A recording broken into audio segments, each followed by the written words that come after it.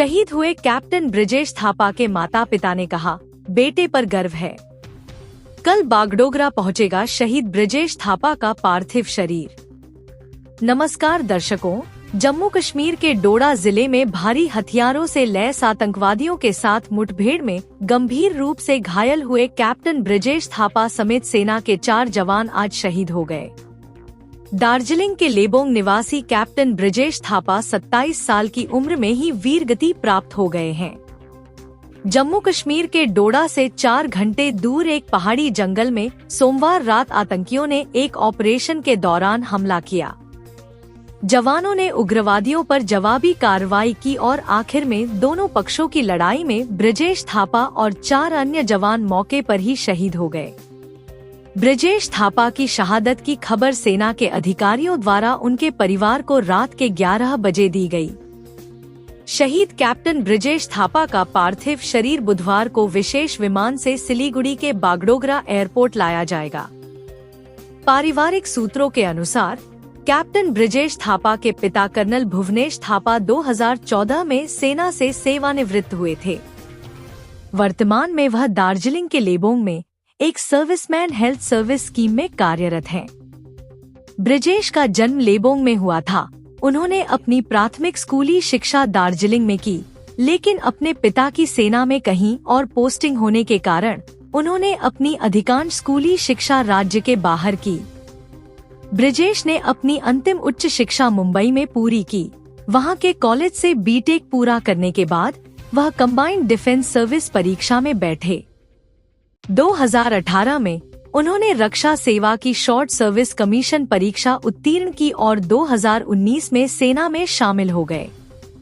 वह 2 साल के लिए 10 राष्ट्रीय राइफल्स में तैनात थे। फिर उन्हें अतिरिक्त रेजिमेंटल ड्यूटी के लिए भारतीय सेना की विशेष विंग 145 आर्मी एयर डिफेंस के तहत जम्मू और कश्मीर में डोडा सेना छावनी में स्थानांतरित कर दिया गया। ब्रिजेश थापा वहां एक कंपनी कमांडर थे। डोडा से लगभग 4 घंटे की दूरी पर अपने सैनिकों के साथ एक अभियान पर जाते समय उन पर अचानक हमला हो गया। उस हमले में ब्रिजेश की जान चली गई। कैप्टन ब्रिजेश थापा का पार्थिव शरीर बुधवार को सिलीगुड़ी पहुंचेगा, तो बागडोगरा आर्मी कैंप में उन्हें राष्ट्रीय मर्यादा के साथ सलामी दी जाएगी। वहां से उनके पार्थिव शरीर को सड़क मार्ग से लेबोंग की पैतृक भूमि पर ले जाया जाएगा। ब्रिजेश थापा के पिता कर्नल भुवनेश थापा ने बताया कि ब्रिजेश को बचपन से ही सेना से काफी लगाव था। मुठभेड़ में शहीद हुए कैप्टन ब्रिजेश थापा के सेवानिवृत्त पिता कर्नल भुवनेश थापा ने अपने बेटे को याद करते हुए कहा, उन्हें इस बात पर गर्व है कि उनके बेटे ने देश और देश की सुरक्षा के लिए कुछ किया है। सेवानिवृत्त कर्नल भुवनेश थापा ने कहा कि सरकार आतंकवादियों के खिलाफ कार्रवाई कर रही है। जब मुझे बताया गया कि मेरा बेटा अब नहीं रहा तो मुझे यकीन ही नहीं हुआ। वह बचपन से ही भारतीय सेना में जाना चाहता था। सेना की ड्रेस पहनकर घूमता था। इंजीनियरिंग करने के बाद भी वह सेना में जाना चाहता था। उसने एक बार में ही परीक्षा पास कर ली और सेना में भर्ती हो गया था। मुझे गर्व है कि मेरे बेटे ने देश और देश की सुरक्षा के लिए कुछ किया है। कैप्टन ब्रिजेश थापा के पिता ने आगे कहा कि दुख की बात यह है कि हम उससे दोबारा नहीं मिल पाएंगे, अन्यथा मुझे खुशी है कि उसने अपने देश के लिए अपनी जान कुर्बान कर दी। कैप्टन थापा की मां नीलिमा थापा ने कहा कि उन्हें अपने बेटे के शहीद होने की खबर रात को 11 बजे मिली थी। नीलिमा थापा ने नम आंखों से आगे कहा, वह बहुत ही अच्छा लड़का था, हमेशा से सेना में जाना चाहता था। हम उन्हें बताया करते थे कि सेना में जीवन कठिन है। मुझे अपने बेटे पर बहुत गर्व है, जिसने देश के लिए अपनी जान कुर्बान कर दी। उन्होंने आगे कहा, सरकार कार्रवाई करेगी। दुर्भाग्य से हमने अपना बेटा खो दिया। गौरतलब है कि जम्मू कश्मीर के डोडा जिले में भारी हथियारों से लैस आतंकवादियों के साथ मुठभेड़ में कैप्टन ब्रिजेश थापा समेत सेना के 4 जवान शहीद हो गए। राष्ट्रीय राइफल्स और जम्मू कश्मीर पुलिस के विशेष अभियान समूह के जवानों ने सोमवार देर शाम देसा वन क्षेत्र के धारीगोटे उरबागी में संयुक्त घेराबंदी और तलाशी अभियान शुरू किया, जिसके बाद मुठभेड़ शुरू हुई थी। लास्ट क्या कब बात हुआ था? क्या मेरा लास्ट बात संडे में हुआ था, 9:30 बजे सुबह। क्या बोला? उस टाइम वो बोल रहा था कि वो एक दिन पहले ऊपर से नीचे आया था, ऊपर पहाड़ी से, और दूसरे दिन फिर उसको वापस उधर ही जाना था क्योंकि कोई खबर है करके उनको बोला था कि ऊपर मेरे को जाने का आदेश मिला हुआ है। तो फिर वो मैं 9:30 बजे बात किया, वो बोल रहा था मुझे 11 बजे स्टार्ट करना है यहाँ से। तो वो और 6 या 7 घंटे का क्लाइंब करना है ऊपर चढ़ के, ऊपर का, क्योंकि वो रोड नहीं है वहाँ पर, तो ऐसे जंगल का रास्ते ऊपर जाना होता है। तो उसको पार्टी लेके ऊपर जाना था। तो यही लास्ट बात हुआ था। और मतलब 14 को है, और ये 15 को नाइट को ये हुआ। कितने साल से सर्विस में है वो 5 साल से, 5 ईयर से। कितने साल के थे वो 27 ईयर्स के, 27 ईयर्स। मतलब आपके रिटायर्ड आर्मी है, तो उनको क्या यही से बचपन से यही शौक था?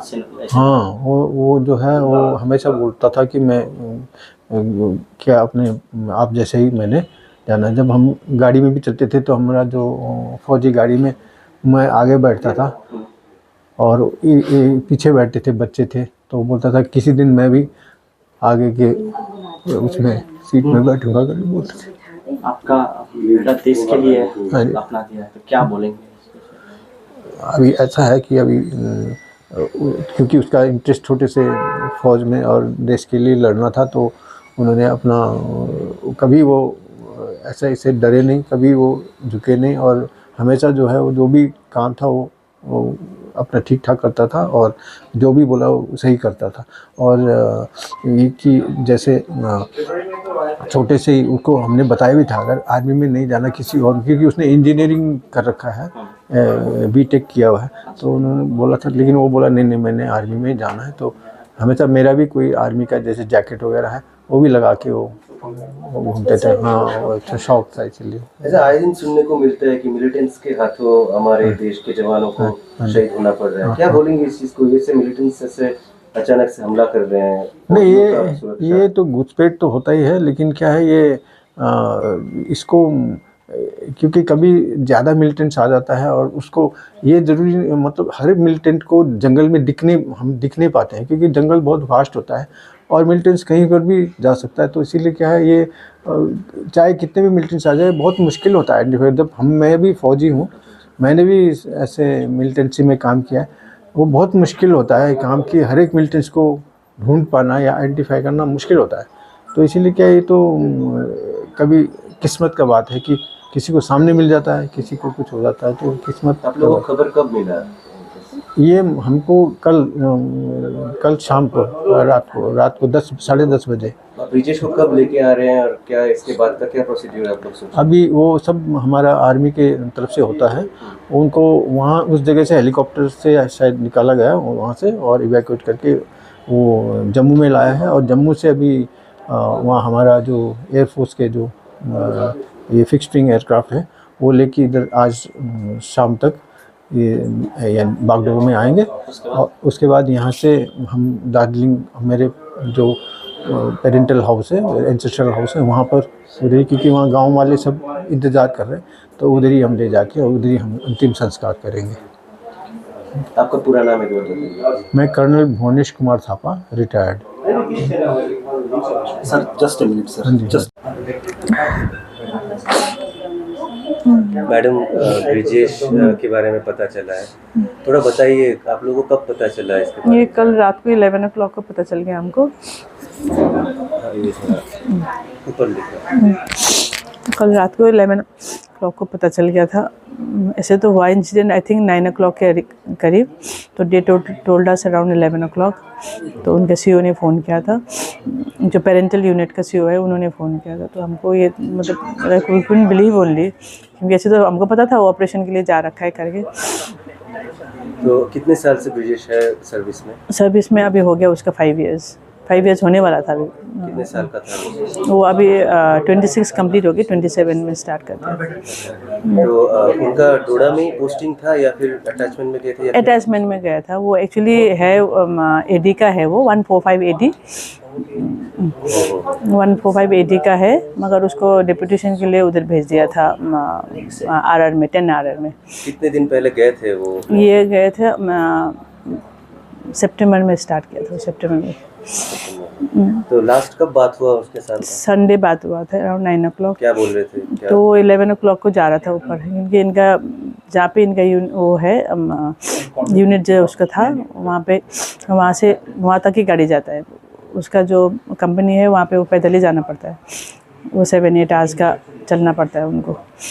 तो एवरी टाइम उधर चल के फिर वहाँ सबसे यंग एंड मतलब यंग ऑफिसर्स को वहाँ पे रखते हैं। वो सबसे डिफ़िकल्ट जगह है ना वहाँ पे, तो इसलिए उसको वहाँ रखा था, क्योंकि सबसे छोटा है, सबसे वो था।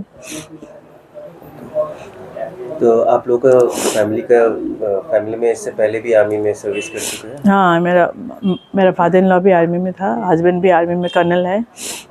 अभी भी वो एक सर्विसमैन का OIC पॉलीक्लिनिक में लेबोंग में कर रहा है।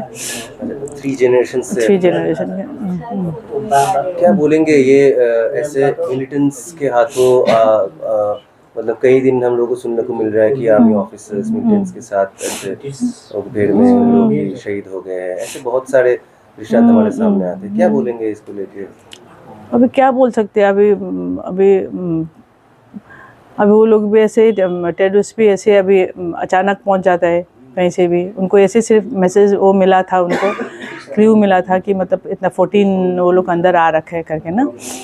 अभी कैसे आया क्या है वो तो पता नहीं, बट वो आ रखा करके तो सभी कूल ही लेता है, क्योंकि सब तो सिक्योरिटी तो बहुत टाइट है। तो कभी कभी तो ड्यूमर्स भी हो जाता है ना, तो इसलिए कब लेके आएंगे ब्रिजेश? आज लेके आएगा उसको रात को, वो एयरफोर्स उसमें से, तो फिर कल सुबह ऊपर लेके जाएगा। कहाँ लेके जाएंगे कल? अपने पेरेंटल हाउस लेबोंग में। आज वहाँ पे आर्मी वाले सभी लेके उन लोग ही कर रहे हैं सारा। तो यहाँ पे रिथलिंग वगैरह होगा सुबह उसके लिए, तो उन लोग अपने वो लोग ही रख रहे हैं वहाँ पे बेस हॉस्पिटल में, घर में नहीं दे रहे। तो उसके कल सुबह यहाँ से फिर अराउंड 7-8 o'clock स्टार्ट कराएगा, फिर उसके बाद अपने उसमें जाएगा। आपका नाम? नीलिमा थापा। नीलिमा थापा।